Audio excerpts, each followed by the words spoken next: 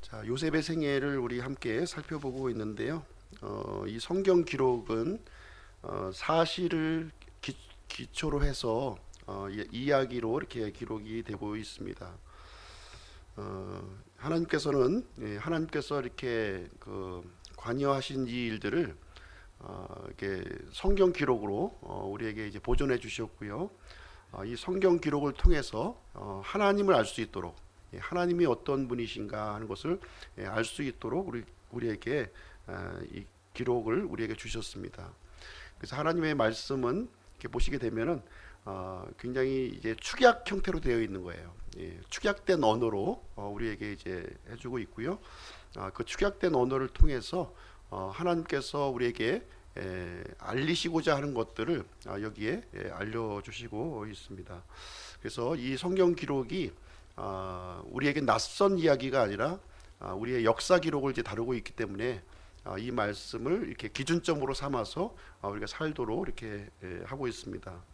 그래서 우리 각자 사람들은 하나님을 알기 전에는 내가 기준이었고 내가 생각하는 것이 기준으로 이렇게 살았어요. 그러나 이 성경 기록을 우리에게 주심으로 말미암아 성경 말씀이 우리 삶의 기준점이 되도록 이렇게 해주셨고, 이 말씀을 통해서 하나님의 뜻과 하나님이 원하시는 것들을 알 수 있도록 이렇게 만들어 주셨습니다.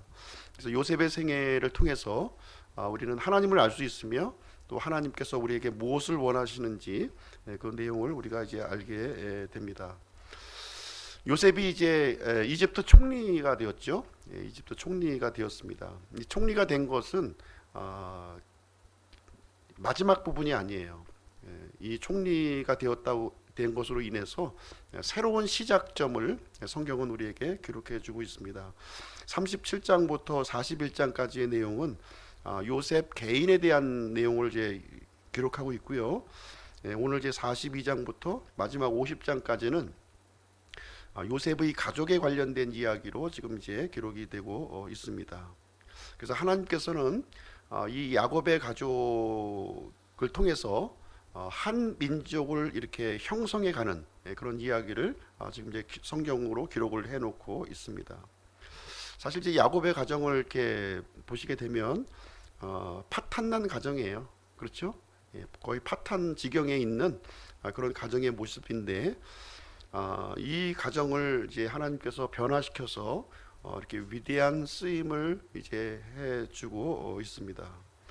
그래서 이제 이스라엘이라고 하는 이 민족이 저절로 이렇게 생성된 것이 아니라 하나님의 이런 섭리 가운데 인도하심을 통해서 또 그리고 또 하나님의 이 말씀에 대해서 믿음으로 이렇게 반응한 이런 인물들을 통해서 이렇게 이루어졌다는 것을 우리는 이제 보게 됩니다. 그래서 하나님은 이 사람들에게 고난을 주시게 되는데요.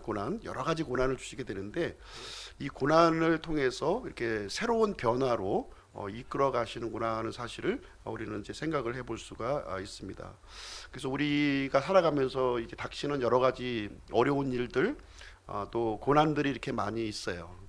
예기치 않은 그런 일도 많이 당하게 되는데, 이런 고난이 우리 이제 하나님을 믿는 사람에게는 이제 안 좋은 것이 아니라는 거죠.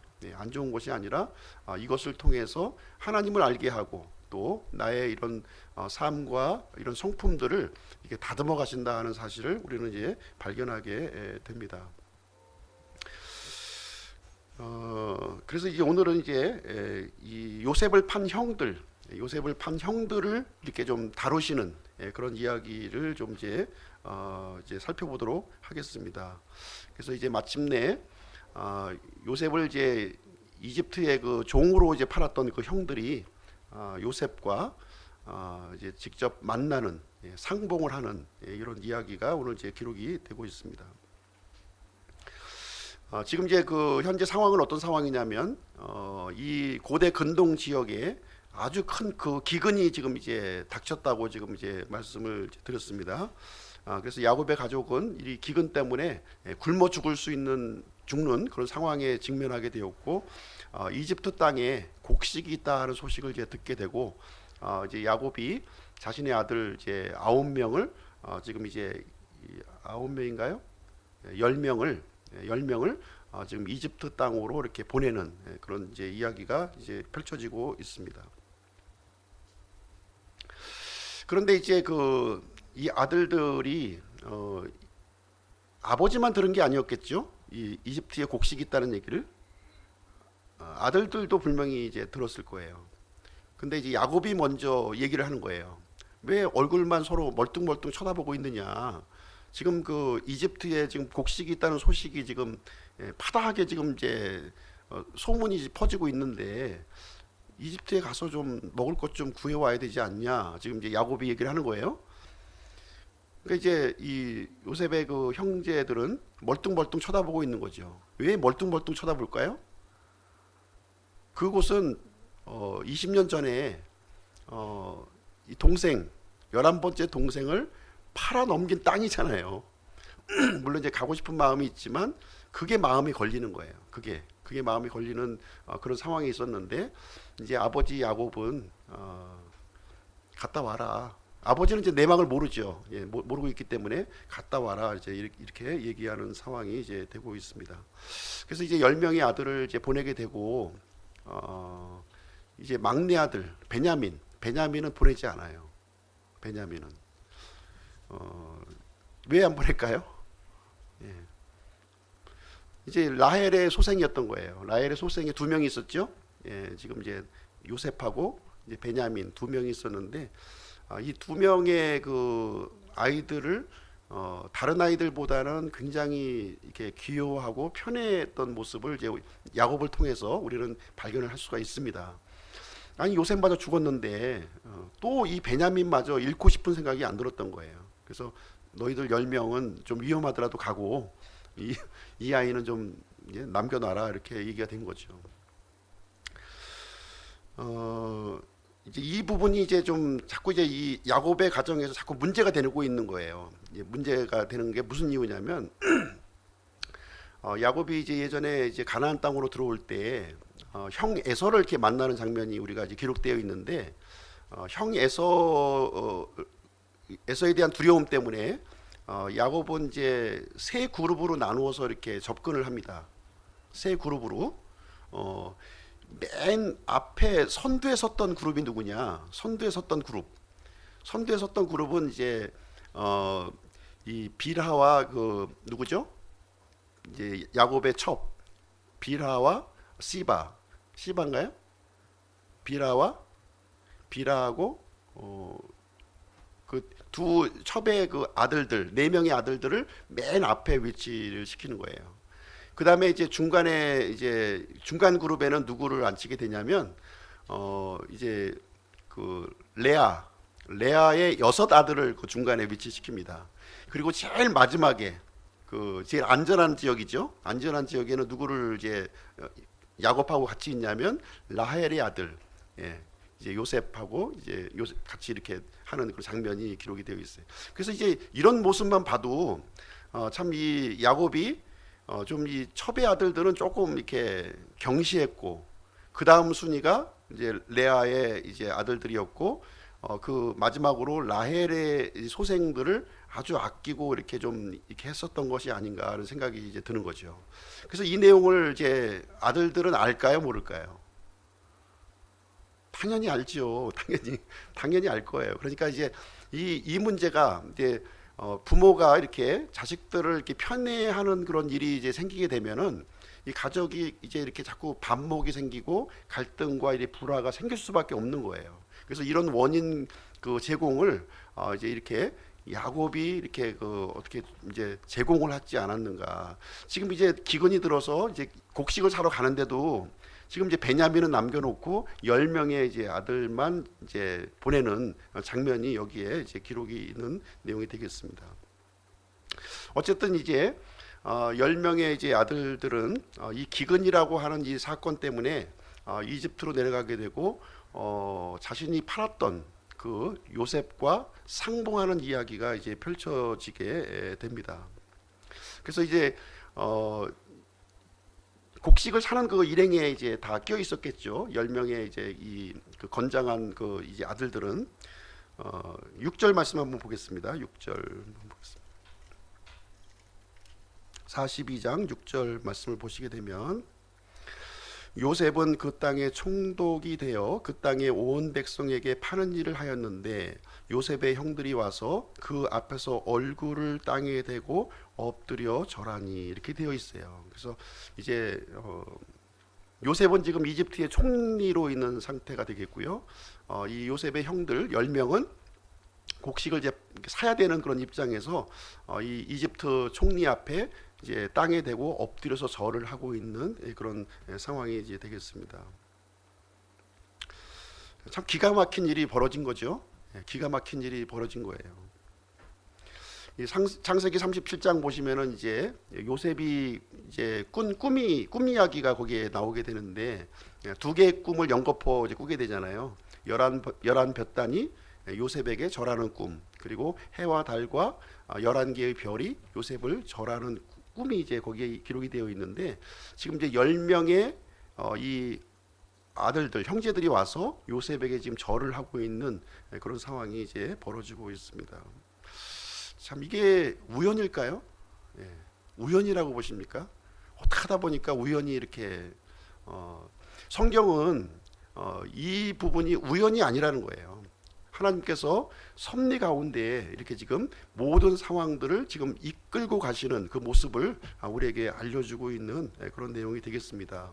그래서 10명의 이제 이 형제들이 절을 하고 있는 거기 때문에 요셉의 꿈이 완벽하게 성취된 건 아니에요. 그렇죠?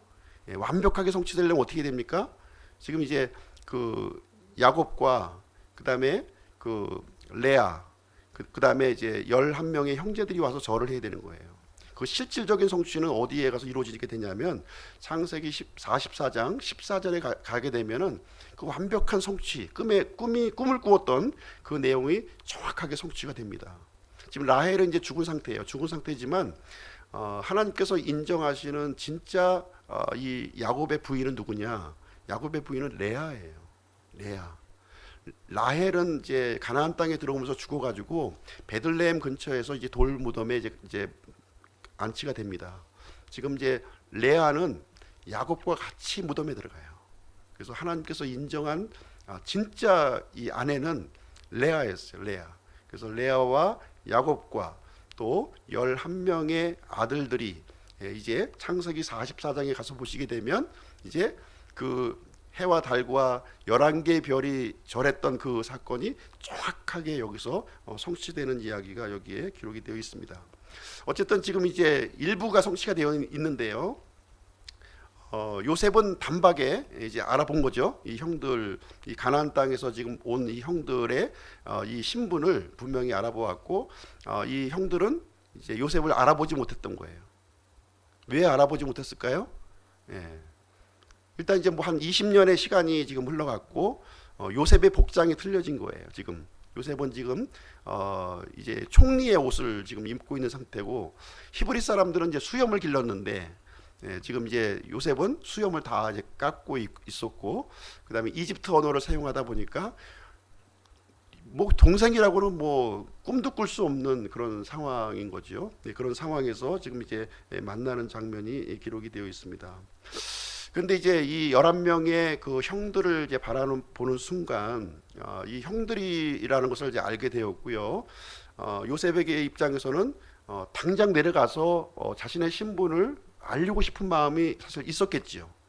그렇지만 20년 전에 자신을 팔았던 그 사건이 있었고, 그리고 한 명의 이 형제가 없는 거예요. 지금 베냐민이 없었기 때문에 지금 이제 베냐민과 그리고 이제 자신의 아버지의 안위가 어떻게 되었는지 좀 궁금한 마음이 이제 들었고, 그것을 좀 한번 구체적으로 좀 알아봐야 되겠다는 생각을 이제 가지게 되면서 이제 요 이야기가, 오늘 본문의 이야기가 이제 펼쳐지는 그런 내용이 이제 되겠습니다.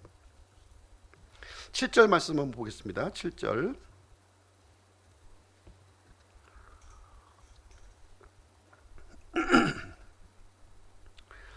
요셉이 자기 형들을 보고 그들을 알았으나 그들에게 낯설게 행하며 그들에게 거칠게 말하고 또 그들에게 이르되 너희가 어디에서 왔느냐 하매 그들이 이르되 양식을 사려고 가나안 땅에서 왔나이다 하니라. 그래서 이제 직접 이제 요셉이 이 형들과 이제 대답하는, 사실 이제 요 내용은 요셉은 지금 이제 이집트어를 사용했고요. 예, 통역을 통해서 지금 이제 대화를 하고 있는 이런 상황으로 보시면 되겠습니다. 상당히 거칠고 엄하게 지금 이제 대하고 있습니다. 요셉의 입장에서는 이 자신을 팔았던 이 형들이 진짜 지난날의 그 잘못을 지금 회개하고 있는지, 잘못을 뉘우치고 있는지 그거 좀 알고 싶은 마음이 아마 있었을 것으로 이제 생각이 되는데요. 그래서 요셉은 지혜를 가지고 이 형들을 좀 이제 그 어떻게 보면은 테스트를 좀 해봐야 되겠다. 테스트를 해봐야겠다는 내용이 이제 기록이 되어 있습니다. 그래서 오늘 본문은 요셉의 형들에게 세 가지를 테스트를 하게 돼요. 세 가지를 지금 테스트하는 장면이 여기에 기록이 되어 있습니다. 9절 말씀 한번 보겠습니다. 9절. 요셉이 자기가 그들에 관하여 꾼 꿈들을 기억하고 그들에게 이르되 너희는 정탐꾼이니라 이 땅에 드러난 틈을 엿보려고 왔느니라 하니. 그래서 지금 이제 20년 전에 자신이 당했던 그 억울함을 그대로 형들에게 지금 전가를 시키는 모습이 여기서 기록이 되어 있어요. 너희들은 정탐꾼이다. 지금 이 땅을 엿보려고 지금 이제 온 것이 틀림이 없다 이렇게 얘기하면서 정탐꾼으로 몰아가는 얘기가 이제 여기에 기록이 되어 있습니다. 일단 정탐꾼으로 이렇게 몰리게 되면요, 그 지목을 받은 사람은 자신이 무지하다는 것을 입증해 보여야 돼요. 입증해야 됩니다. 나는 무지합니다 하는 사실을 입증을 해야 됩니다. 그래서 이 지금 형들이 이제 자신의 무죄를 이렇게 그 주장하는 내용이 이제 쭉 그 뒷구절을 읽어보면은 이제 나오고 있습니다. 우리는 정탐꾼이 아닙니다. 우리는 한 아버지의 아들들이다. 이 정탐꾼이라고 한다면은 지금 그 어떻게 한 아버지의 아들을 모아가지고 정탐꾼으로 보낼 수 있습니까? 우리는 한 아버지의 아들이다 이렇게 얘기를 합니다. 그리고 한 아버지의 12명의 아들이었는데 지금 한 명은 잃어버렸고, 거짓말이죠? 잃어버린 게 아니라 팔아먹은 건데, 그리고 또 한 명은 집에 아버지하고 함께 있습니다 이렇게 답변을 하면서 우리들은 진실한 사람입니다 하면서 결백을 주장하는 내용이 저기 기록이 되어 있습니다. 그래서 이제 요셉은 이제 이 정탐꾼이 아니라면 당신들이 하는 말이 진실이라면 집에 있는 이 막내 동생을 내 앞으로 갖다 놔라 이렇게 이제 요셉은 요구를 하게 됩니다. 이게 첫 번째 이제 실험으로 이제 들어가게 되는 내용이 되는데요. 15절 한번 보겠습니다. 15절. 너희는 이같이 하여 너희 말을 입증할지니라. 파라오의 생명을 두고 맹세하노니 너희 막내 동생이 여기에 오지 아니하면 너희가 여기에서 나아가지 못하리라. 그래서 이 요셉의 형들을 이렇게 신문하는 과정에서 이 요셉이 계속 그 반복적으로 언급하는 내용이 있는데 그것은 무엇이냐면 이 막내 동생을 계속 언급하는 거예요. 막내 동생. 이 베냐민 막내 동생이라고 하는 단어를 계속 반복해서 이 지금 이제 언급을 이게 수차례에 걸쳐서 반복해서 언급하는 모습을 이제 보고 있습니다. 왜냐하면 이제 요셉의 입장에서는 자신이 이제 그 팔렸기 때문에 자신의 동생마저도 형들의 미움을 받지 않았을까, 아니면 자신과 같이 이렇게 또 이렇게 그 팔리지 않았을까 하는 그런 걱정하는 마음이 있었던 거예요. 그래서 이 베냐민을 자꾸 보고 싶다는 쪽으로 계속 강조해서 지금 얘기하는 장면이 여기에 기록이 되어 있습니다. 그러면서 16절 한번 보실게요. 16절. 너희 중에 한 사람을 보내어 너희 동생을 데려오게 하고 너희는 감옥에 갇혀 있으라. 내가 너희 말을 입증하여 너희 속에 진실함이 있는지 보리라. 파라오의 생명을 두고 맹세하노니 그리하지 아니하면 너희는 분명히 정탐꾼이니라 하고. 그래서 여기 이제 첫 번째 시험을 테스트를 하는 장면이 있는데 무엇이냐면은 지금 이제 10명 중에 9명은 지금 감옥에 갇혀 있고 한 명만 가서 너희 동생을 데리고 오라는 거예요. 그러면서 감옥에 가둡니다. 이 사람들을. 3일 동안 가둬놓는데요. 3일. 억울하게 갇히는 입장이죠. 사실 정탐꾼이 아니었는데 그러다 보니까 이제 한 명이 가야 되는 거예요. 한 명. 10명 중에. 그 10명 중에 한 명이 형제들을 대신해서 가나안 땅에 다녀와야 되는 것이고요. 베냐민을 데려올 수 있도록 이렇게 아버지를 설득을 해야 되는 거예요. 누군가 이 일을 해야 되는 그런 상황이 이제 벌어지게 되었습니다. 자, 누가 갈 것인가? 누가 과연 갈 것인가 하는 것이죠. 9명은 남아 있고 1명이 가야 되는 거예요. 참 서로 이렇게 얼굴을 이렇게 쳐다보았지만 선뜻 아무도 이 일에 대해서 나서는 사람이 아무도 없는 거예요. 3일 동안 갇혀 있는데도 불구하고 내가 우리 형제들을 위해서 대신해서 가나안 땅에 한번 내가 가겠다, 이런 사람이 나타나질 않는 거예요. 그래서 3일이 지난 뒤에 요셉은 이 과정을 충분히 보았겠죠. 막 뭐 누가 가니 안 가니 막 뭐 있었겠지만 결국은 이제 그 1명을 추천하지 못하는 상황이 되니까 3일 뒤에 가서 이제 요셉은 두 번째 테스트를 합니다. 두 번째 테스트. 이 형들을 위해서 두 번째 테스트를 하게 되는데요. 좀 이번에는 좀 이제 엄한 모습이 아니라 조금 이제 부드러운 모습으로 이제 이 형들에게 다가갑니다. 나는 하나님을 두려워하는 사람이다. 나는 이건 거짓이나 한번 내가 한 말을 어기는 사람이 아니다, 이렇게 얘기를 하면서 이번에는 반대로 얘기합니다. 한 사람만 남아 있고 9명이 다녀와라. 그러면 누가 남아 있을 것이냐, 이 부분이죠. 이제 이 앞전의 테스트는 뭐예요? 누가 갈 거냐, 이것이었는데 이번 이제 두 번째 테스트는 누가 한 사람이 남아 있을 거냐, 이거예요. 이 부분에 있어서도 역시 이 형제들은 결정하지 못합니다. 이것을 통해서 뭘 알 수 있나요? 12명의 형제이지만 어떤 책임의식이라든가 희생하려고 하는 마음이 없는 거예요, 지금. 그런 나만 살고자 하는 마음이 좀 있는 그런 모습을 우리는 이제 보게 됩니다. 결국은 이제 요셉은 아무도 나서지 않으니까 직접 한 사람을 지목합니다. 누구를 지목하죠? 시므온을 지목하는 거예요. 시므온은 몇째입니까? 12아들 중에 두 번째예요. 둘째. 첫째는 누구예요? 루벤. 두 번째는 시므온을 이제 지목하는 겁니다. 사실 이제 루벤은 요셉을 막 이제 그때 막 팔려고 막 이렇게 했을 때 루벤은 말렸던 사람이에요, 사실은. 그러다 보니까 이 두 번째 이 시몬은 어떻게 보면 두 번째의 맏형 다음에 그런 서열로 봤을 때는 책임이 굉장히 크다고 보는 거죠. 그래서 이제 뭐 그런 이유인지는 모르겠지만 어쨌든 이 요셉은 시몬을 지목해서 결박하고 지금 감옥에 가두게 됩니다. 그러면서 이제 나머지 이제 9명의 형제들은 이제 고향 땅으로 이제 보내게 되는데, 그때 이제 이 내용을 보시게 되면 이제 요셉이 이 9명의 아들들에게는 은혜를 베풀어요. 은혜를. 빈손으로 돌려보내는 것이 아니라 식량을 이렇게 기근을 이렇게 좀 대비할 수 있는 식량과 함께, 그리고 그 사람들이 가져왔던 이 돈 뭉치까지 같이 자루에 넣어서 이렇게 보내줍니다. 이런 은혜를 베풀어 주고요. 대신에 이 내 동생이라고, 아직 내 동생이라고 표현하면 안 되죠. 아직 모르니까.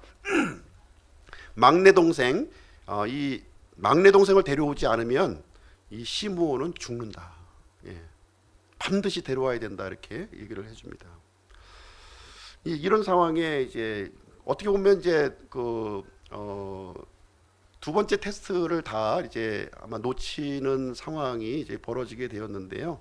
근데 이제 이 시므온이 갇히는 이제 상황에서 지금 이제 이 형제들 간에 이제 어떤 일이 이제 벌어지게 되냐면 아주 미묘하지만 미묘한 변화가 지금 이루어집니다. 미묘한 변화가 이루어져요. 어떤 미묘한 변화가 이루어지게 되냐면은 우리가 이 무고하게 정탐꾼으로 몰려서 지금 이 감옥에 갇히게 되고 이런 상황이 우리가 죄값을 받는 것이다. 20년 전에 꼭꼭 눌러서 감춰 놓았던 그 요셉을 팔았던 그 죄가 이제 밖으로 드러나는 이제 그 일이 이 가운데 일어나게 됩니다. 그래서 요셉이 그 내용을 보고 형들이 이제 히브리 말로 이제 못 알아듣는 줄 알고 이렇게 얘기하지만 요셉은 다 알고 있었죠. 다 알고 있었어요. 그래서 형들이 지난날의 죄를 이렇게 회개하고 잘못을 고하는 그런 모습을 볼 때 참 이 그 변화된 모습을 일단 이제 그 누가 남느냐 가느냐의 부분에 있어서는 좀 이제 그게 결정되지 않았지만 그래도 지난날의 죄를 이렇게 뉘우치고 회개하고 하는 그런 그 이 대화를 통해서 눈물이 앞이 가리는 거예요. 그래서 빨리 그 자리를 피해서 이제 울음을 터뜨리고 다시 이제 돌아오는 내용이 여기에 기록이 되어 있습니다. 21절 22절 한번 보시죠. 21절 22절 한번 읽어드리겠습니다. 21, 22절.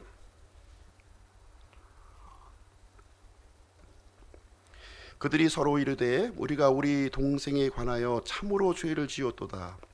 그가 우리에게 간청할 때에 우리가 그의 혼의 고통을 보고도 들으려 하지 아니하였으므로 이 괴로움이 우리에게 임하는도다 하매 루벤이 그들에게 응답하여 이르되 내가 너희에게 말하여 이르기를 그 아이에게 죄를 짓지 말라 하지 아니하였더냐.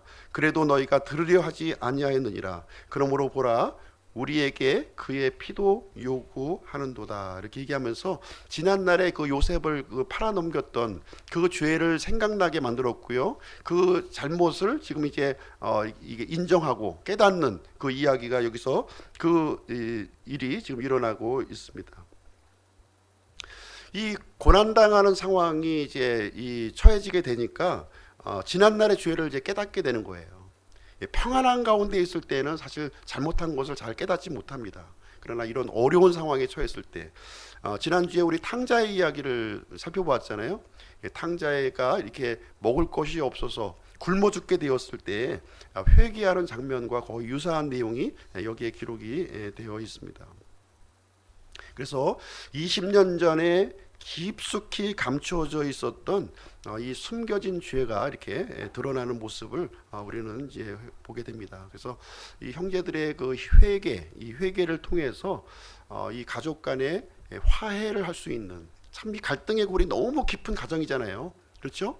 참 이 수습하기가 힘든 그런 가정의 모습인데 이 모습을 통해서 하나님께서 죄를 이렇게 깨닫게 하시고 이 가정의 일들을 하나씩 해결해 가는 이 하나님의 손길을 우리는 여기서 발견해 볼 수가 있습니다. 23절 24절 한번 볼게요. 23, 24절. 요셉이 통역자를 통해 그들에게 말하였으므로 그들은 그가 자기들의 말을 알아듣는 줄을 알지 못하였더라. 요셉이 그들을 떠나 몸을 돌이켜서 울고 그들에게 다시 돌아와서 그들과 대화하다가 그들 중에서 시므온을 취하여 그들의 눈앞에서 결박하였더라. 그래서 요셉은 이제 세 번째 테스트를 여기서 또 하게 됩니다. 어떤 테스트냐면 곡식을 이제 넣어서 보내주는데요. 그 곡식 안에 가지고 온 돈을 함께 넣어서 보내는 거예요. 함께. 그러면 이제 이 돈을 넣었을 때는 어떻게 할 건가, 이 사람들이. 그 반응을 한번 보고 싶은 거였죠. 지금 이제 시므온은 지금 감옥에 갇혀서 있는 상태에서 이 돈을 발견하고서 어떻게 과연 이 형들이 반응을 할 것인가 한번 요셉은 보고 싶었던 겁니다. 그래서 그 내용이 27절, 28절에 나와 있습니다. 그들 중에 한 사람이 여관에서 나귀에게 먹이를 주려고 자기의 자루를 풀고는 자기 돈을 발견하였으니 보라, 돈이 그의 자루 아귀에 있더라. 그가 자기 형제들에게 이르되 내 돈을 도로 넣었도다. 보라, 돈이 내 자루 속에 있도다 하니 그들의 마음이 그들을 기진하게 하므로 그들이 두려워하며 서로 이르되 하나님께서 우리에게 행하신 이 일이 도대체 무엇이냐 하였더라. 참 이상한 일이 생긴 거죠. 아니 곡식만 왔으면 되는데 왜 돈까지 우리가 들어있지? 만약에 이제 그 이집트 군사들이 지금 이 순간에 들어닥치게 되면 어떻게 됩니까? 꼼짝없이 도둑으로 물리는 그런 상황이, 정탐꾼의 혐의도 지금 이제 벗지 못하는 상황이었는데 지금 도둑의 혐의를 또 받아야 되는 그런 상황이 되다 보니까 참 어떻게 표현해야 되나요? 간담이 서늘해져야 된다고 표현하나, 하여튼 뭐 아주 녹는, 마음이 녹는 그런 상황에 지금 이제 직면해 있습니다. 어떻게 될까요? 이 돈을 빨리 가서 우리 도둑 아니에요 하고 얘기해야 될 건가? 지금 또 멀리 왔잖아요. 또 중간쯤에. 그러면 그냥 가야 될 거냐? 모른 체 하고 가야 될 것인가? 아니면 이 시므온은 또 어떻게 될 거예요? 시므온. 그래서 이 상황에서 지금 이 형들은 이집트를 안 갑니다. 이집트를 안 가고 그냥 고향 땅으로 이제 야곱에게로 가는 이야기가 이렇게 기록이 되어 있어요. 참 아직까지 좀 이렇게 어떤 이기심과 형제를 사랑하는 마음이 지금 아직까지 좀 이제 형성이 좀 안 되어 있는 그 모습을 우리는 볼 수가 있습니다. 어쨌든 시므온을 뒤로 한 채 가나안 땅 일단 곡식을 얻었으니 이제 일단 가자 이렇게 하면서 이 형들 요셉의 형들에게 이제 일어난 한 가지 또 하나의 변화를 여기서 기록해 주고 있어요. 무슨 얘기냐면 28절에 보시면 하나님께서 우리에게 행하신 이 일이 도대체 무엇이냐. 하나님을 생각하게 된 거예요. 하나님께서 왜 이렇게 하셨는가 하는 하나님을 또 생각하게 하는 이런 이야기를 이제 기록되고 있습니다. 그래서 요셉의 이야기를 이렇게 쭉 우리가 살펴보고 있는데요. 요셉의 이야기의 특징을 보시게 되면 이 두 번이라는 것이 반복되어서 나오는 것을 볼 수가 있어요. 두 번이 계속 반복되는 거예요. 요셉이 꾸었던 꿈이 몇 번입니까? 두 번이죠. 그리고 파라오가 꾸었던 꿈이 몇 번이에요? 두 번이에요. 그리고 감옥에 갇혔던 두 신하가 꾸었던 꿈이 몇 번이에요? 두 번입니다. 지금 두 번이 계속 반복되는 이야기가 이제 계속 이어지고 있는데 지금 이제 형제들의 이 방문이 첫 번째 방문이었죠. 첫 번째 방문이에요. 그리고 요셉의 형들이 지금 이집트에 와서 요셉을 만나게 되는데 감옥에 갇히기 전에 한 번, 또 감옥에서 또 이제 3일이 지난 다음에 또 한 번, 두 번을 또 만나게 되잖아요. 그러면서 이제 가나안 땅으로 돌아갑니다. 그래서 다시 또 이제 요셉의 형들은 다시 요셉을 두 번째 방문하게 되는 이야기가 이제 나중에 이어지게 됩니다. 그래서 어쨌든 지금 이제 요셉 자신도 이 형들에게 두 번을 지금 이제 적용하고 있는 이제 모습을 우리는 이제 본문 내용을 통해서 우리는 살펴볼 수가 있습니다. 그래서 요셉은 이 형들을 다시 한번 이집트로 올 수 있도록 지금 이제 모든 상황을 좀 이끌고 있는, 뭐 요셉이 이것을 이제 의도적으로 계획했는지 어쩌는지는 뭐 우리가 알 수는 없지만 지금 이제 우리가 결과론적으로 보게 되면 반드시 요셉의 형들은 다시 와야만 하는 거죠. 왜냐하면 시몬을 이제 구하기 위해서라도 와야 되는 것이고요. 아니면 이 곡식이 또 떨어지게 되면 다시 또 와야 되는 상황이 이제 되는 상황입니다. 그래서 요셉은 이제 베냐민을 또 보기 위해서도 또 다시 오도록 해야만 하는 그런 마음이 아마 있었을 것으로 생각이 됩니다. 이제 요셉과 이 형들의 만남을 통해서 우리는 미미하지만 하나님께서 이렇게 개입하고 있는 이 손길을 우리는 이제 발견할 수가 있습니다. 하나님께서 개입하시면 이 문제는 해결이 되는 거죠.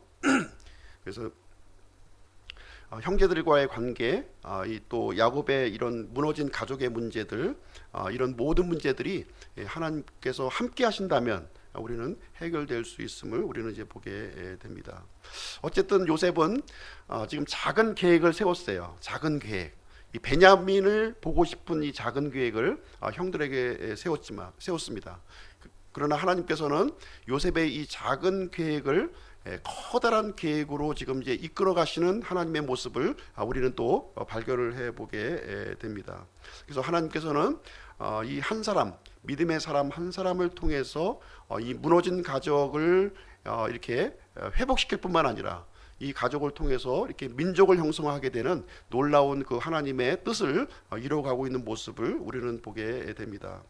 그래서 29절부터 34절까지 내용을 보시게 되면요, 이제 그 이 요셉의 형들이 이제 아버지 야곱에게 가서 지금까지 일어났던 그 이상한 일들, 이집트에서 겪었던 이상한 일들을 소상하게 이렇게 보고를 하는 내용이 이제 거기에 기록이 되어 있어요. 그래서 야곱은 이 아들들에게 이렇게 발생했던 이 일들을 아마 이제 주의 깊게 들었겠지요. 일단은 이제 시몬이 지금 붙잡혀 있고 이 곡식이 지금 곡식 자루가 지금 와 있는 상황이고, 또 곡식 자루를 다 흩어보니까 그 안에 가져갔던 돈이 그대로 놓여 있는 거예요. 도대체 이해할 수 없는 이 상황에서 지금 어찌할 줄 모르는 그런 상황에 이제 놓여 있을 때 35절부터 38절에 보면은 이제 11명의 아들 중에서 이제 한 아들이 아버지에게 나섭니다. 그 이집트에 있을 때는 한 아들도 나서지 않았잖아요. 그죠? 근데 이제 집에 돌아와서는 한 아들이 나서는 이야기가 나와요. 누가 나서냐면은 첫 번째 그 루벤이 나서요. 루벤이 나섭니다. 그래서 베냐민을 우리가 데려가야만 시몬도 우리가 구할 수가 있고, 또 양식도 구할 수가 있고, 이런 이제 그 절박한 상황을 야곱에게 설명을 해줍니다. 그런데 이 야곱은 이런 얘기를 전부 들었음에도 불구하고 단호하게 이 막내 아들 베냐민을 보낼 수 없다, 이렇게 단호하게 거절하는 내용이 거기에 기록이 되어 있어요. 그래서 루벤이 어떤 제안을 하게 되냐면요, 자신의 두 아들을 죽이라는 거예요. 자신의 두 아들을 담보물로 내놓겠다, 이렇게 얘기를 합니다. 근데 야곱은 루벤을 신뢰합니까? 신뢰하지 않습니까? 신뢰하지 않아요. 왜냐하면 루벤은 아버지의 첫 비라를 이렇게 간통했던 그런 전력이 있잖아요. 그렇기 때문에 루벤 말은 믿지 않고요. 더군다나 아들 둘을 이렇게 담보물로 한다고 하는 것은 있을 수도 없는 얘기예요. 야곱의 입장에서는 손자예요. 근데 아들의 동의도 구하지도 않고 지 맘대로 어떻게 아들을 뭐 내놓겠다고 하는 거는 말도 되지 않는 그런 일이 이제 되겠습니다. 그래서 결국 야곱은 끝까지 이 베냐민을 이렇게 쥐고 있으려고 하는 이 야곱의 모습을 우리는 보게 됩니다. 그래서 오늘 이제 창세기 42장 내용을 함께 이렇게 쭉 살펴보았는데요. 이 42장 내용을 통해서 우리는 이제 세 가지를 포인트를 우리가 한번 좀 생각해 볼 수가 있습니다. 첫 번째는 무엇이냐면 하나님의 뜻은 반드시 성취가 된다는 거예요. 하나님께서 요셉을 통해서 자신의 뜻을 꿈으로 이렇게 계시해 주셨어요. 그 계시된 꿈은 반드시 성취가 된다고 하는 사실을 우리는 이 본문 말씀을 통해서 우리가 알 수가 있습니다. 비록 이제 형들이 이 요셉을 종으로 팔아 넘겼지만 하나님께서는 섭리 가운데 이렇게 인도하셔서 요셉에게 주셨던 그 꿈을 이렇게 이루시는 모습을 우리는 이제 보게 되어 있습니다. 우리는 하나님의 뜻에 참여할 수도 있고요, 참여하지 않을 수도 있어요. 또 믿음으로 반응할 수도 있고요, 믿음으로 반응하지도 않을 수도 있어요. 그러나 하나님의 뜻은 이루어진다는 거예요. 나를 통해서 이루어질 것인가, 아니면 다른 사람을 통해서 이루어질 것인가 하는 거예요. 지금 요셉이라고 하는 믿음의 사람을 통해서 하나님의 뜻이 성취되는 모습을 우리는 이제 본문 말씀을 통해서 살펴보았습니다. 그리고 두 번째는 무엇이냐면은 요셉이 세웠던 이 작은 계획이에요. 자기 동생 이 베냐민을 보고 싶은 작은 계획을 세웠습니다. 그러나 하나님께서는 요셉의 이 작은 계획을 큰 계획으로 인도하시는 모습을 우리는 보게 됩니다. 단지 베냐민만 보는 것이 아니라 야곱의 모든 가족을 이렇게 회복시켜 주시고, 야곱의 가족을 통해서 또 이렇게 한 민족을, 하나님의 선택하신 이스라엘 민족을 또 이루시는 하나님의 모습을 우리는 보게 됩니다. 세 번째로 우리가 또 생각해 볼 수 있는 것은 무엇이냐면, 우리가 누군가를 신뢰하기 위해서는 테스트를 거쳐야 된다는 거예요. 시험을 해보아야 된다고 하는 사실입니다. 그 사람에게 정직함이 있는가, 자기 희생이 있는가, 책임의식이 있는가, 이런 것을 우리는 시험해 보아야 한다는 거예요. 무조건 믿는 것은 어리석은 일입니다. 이런 부분을 시험해보고 우리가 신뢰하는 것이 필요하다고 하는 사실을 말해주고 있습니다. 그래서 요셉은 자신의 형들을 이렇게 시험을 했고요, 시험을 통해서 이렇게 신뢰를 이렇게 형제들 간의 신뢰를 회복해가는 그런 모습을 우리는 이 말씀을 통해서 살펴볼 수가 있습니다. 그래서 우리들도 이제 성도들 간에 이런 신뢰를 높일 수 있는 일을 우리가 하는 것이 필요하다는 것을 생각을 하게 됩니다. 그래서 믿음의 사람 한 사람을 통해서 하나님께서는 일을 해 나가시고요, 이 공동체를 회복시켜 나가신다는 거예요. 한 사람을 통해서 이 가족을 회복시키시고, 또 교회를 회복시키시고, 또 온 사회와 이 국가를 이렇게 회복시켜 나가시는 이 하나님의 큰 그림을 우리가 볼 수가 있겠습니다. 지금 이 순간에도 하나님께서는 믿음의 사람을 찾고 계시는 겁니다. 믿음으로 반응하는 그 한 사람을 통해서 하나님은 일하시기를 원하고 계시는 것이고요, 그 사람을 통해서 하나님의 뜻이 이루어지게 됩니다. 그래서 하나님의 뜻에 참여하는 우리들이 되기를 원하고요, 또 믿음으로 반응하는 우리 그리스도인들이 되기를 간절히 원합니다. 이상으로 오늘 42장까지의 말씀을 이제 마치도록 하겠습니다.